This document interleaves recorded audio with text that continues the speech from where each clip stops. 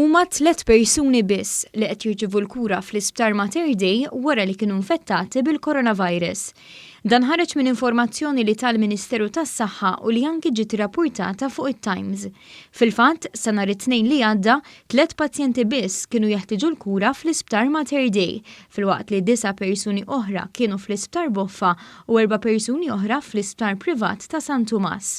Kelliem għall-Ministeru tas-Saħħa spjega li l-biċċa l-kbira ta' dawn l-aħħar pazjenti fi sptarijiet barra Mater Dei m'għandhomx bżonn kura l-virus fi sptar, iżda nżammu hemm għaliex kienu jgħixu ma' persuni vulnerabbli jew għax ma jistgħux iżommu distanza soċjali ma' nies oħra fejn jgħixu.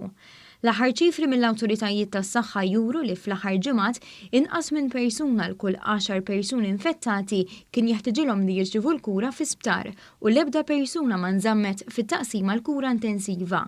Nofs dawk li għandhom il-virus jinsabu iżolati fi djarhom u jekk wieħed jeskludi l-immigranti li ġew salvati mill-baħar u rriżulta li kellhom il-virus, il-biċċa kbira tan-nies infettati huma rġiel.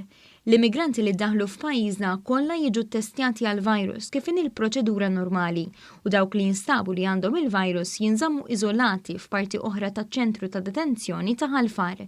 Il-bqija tal-immigranti li jkunu għadhom kif iddaħlu jiġu segwiti u jinżammu fi kwarantina. Sansitra reġgħu saru wkoll testijiet fuq numru ta' immigranti li kienu ddaħlu fil-jiem ta' qabel.